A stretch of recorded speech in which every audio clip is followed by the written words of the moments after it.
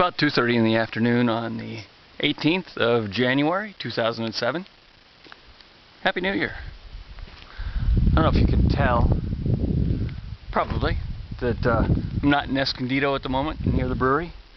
No, I'm actually in the northern High Sierra, Northern California High Sierra, maybe about an hour and a half north of Tahoe area. Not much around here other than just a lot of beautiful mountains, and of course the not much around here is a major reason why I am here.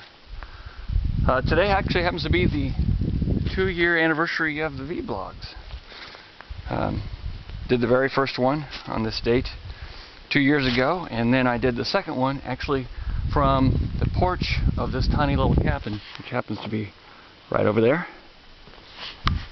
And I remember specifically in that vBlog I was talking about how the major thing on my mind was, on all of our minds, was the new brewery project. At that point, now I don't remember specifically off my top of my head whether it was just about to break ground or just had broken ground, but regardless, it broke ground in January 2 years ago. And it's been one hell of a 2 years.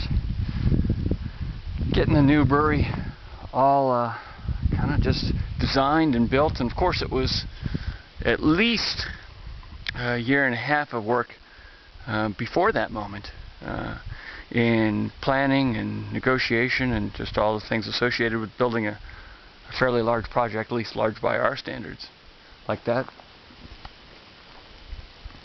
So yeah, and then of course the last 2.5 months with the opening of the bistro, the Stone Brewing World Bistro and Gardens, and that's been quite an interesting experience as well. You know, I knew from the very beginning when Steve and I started Stone Brewing that you know, we were coming with some different philosophies, some different thoughts, and some very strong opinions about what we thought made great beer. And it's been 10 years of that now, a little bit more. And what was so very different and, you know, cutting edge or whatever at the time isn't quite as cutting edge. You know, a lot of the small and specialty brewing industry has continued to push the envelopes. We're not always envelope pushers at Stone. That was never our decided role. Instead, we just wanted to make really great beers, what we thought were really great.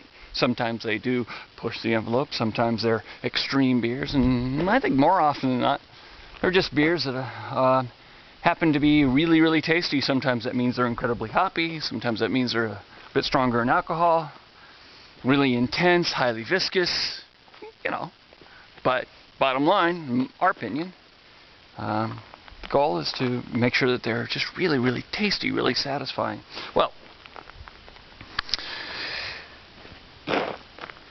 the same philosophy is what we wanted to apply to the Stone Brewing World Bistro and Gardens, is to feel free to do it as differently as we felt like doing it, as long as we maintain the philosophy and direction of making it really, really tasty, making it really, really good.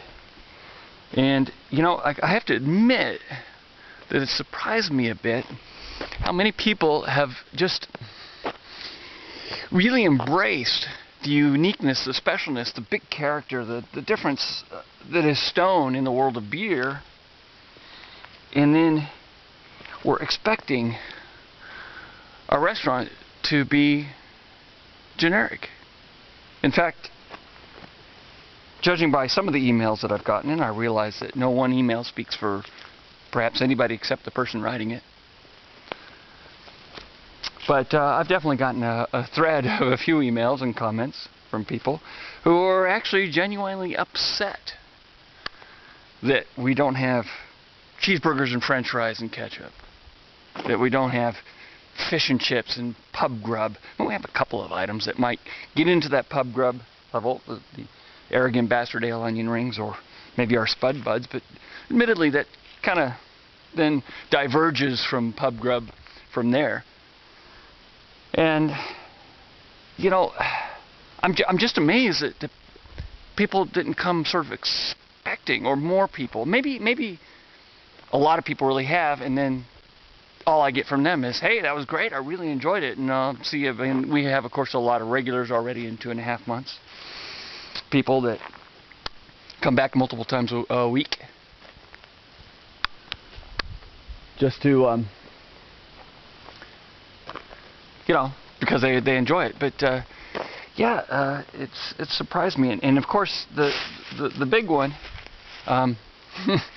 I think perhaps the thing that people are most upset with us about is lack of ketchup. Now, I don't have anything wrong with ketchup, and this vBlog isn't about ketchup, but it's amazing the power of ketchup in the I guess the feelings of well-being that it gives people, or is capable of giving people, and how much some people feel out of that when that feeling of well-being when they don't have it. So whatever, like I said, I don't have anything against ketchup. We have something against high fructose corn syrup, which is of course a major ingredient in most major brand ketchups, but you can get ketchups that don't contain that contain instead actual sugar.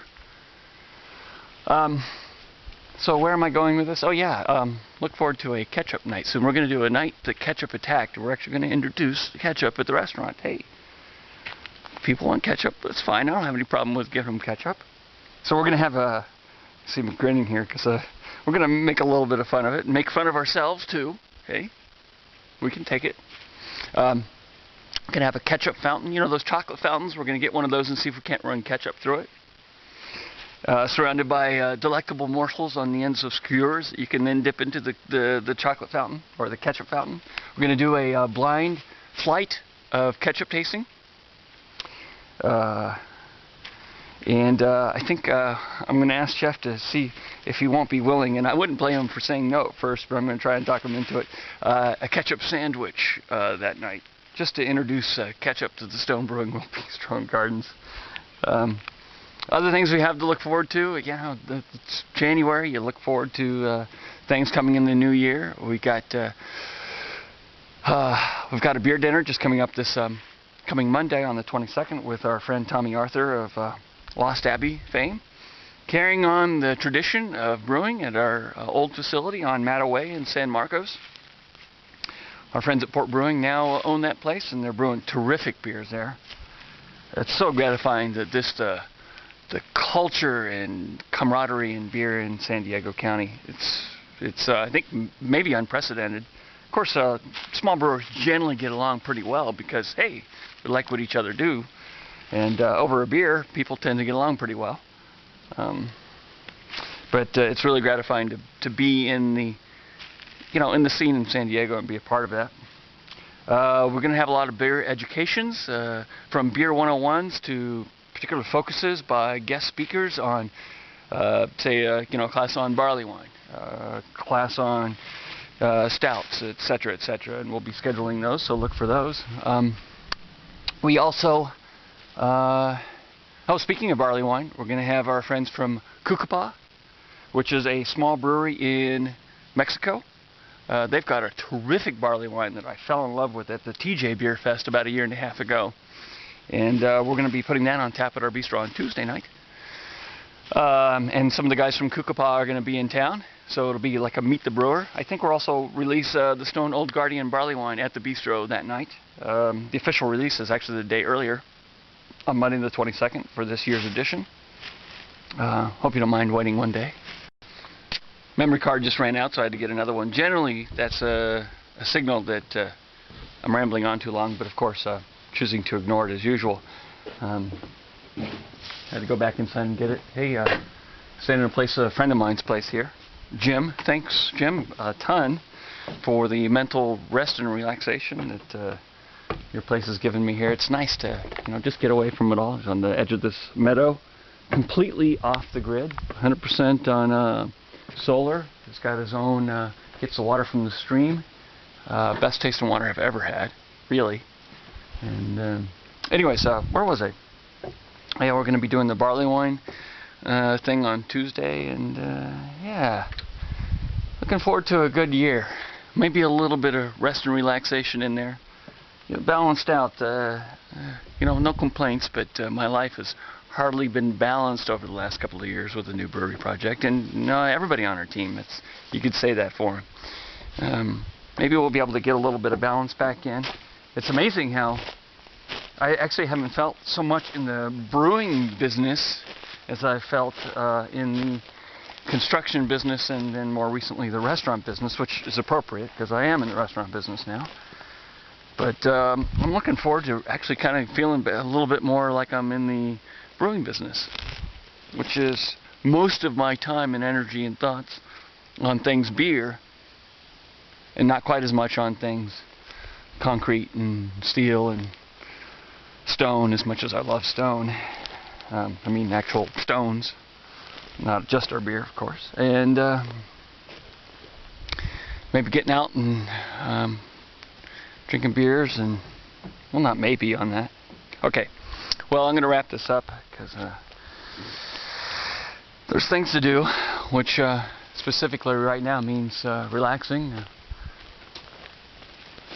Sun's starting to go down a little bit. You know, when I did this vBlog here just a week shy of two years ago, the second vBlog, you may have remembered or seen, there was tons of snow everywhere. And here I am in my shirt sleeves, and I actually am walking around with no shoes on right now. It's hardly balmy out here. It's probably about 45 degrees, maybe even dipping down to 40. I'm starting to feel a little chill. Boy, this big citrus freeze that we had this past weekend and earlier this week, not just citrus, of course, but that's what seems to be what's most affected here in California. It can be devastating. Funny weather patterns. Funny weather patterns. Well, okay. See you at the bistro or at the local pub or restaurant or wherever it might be, and I'm looking forward to it. 2007 should be a pretty good year and an interesting one, like always.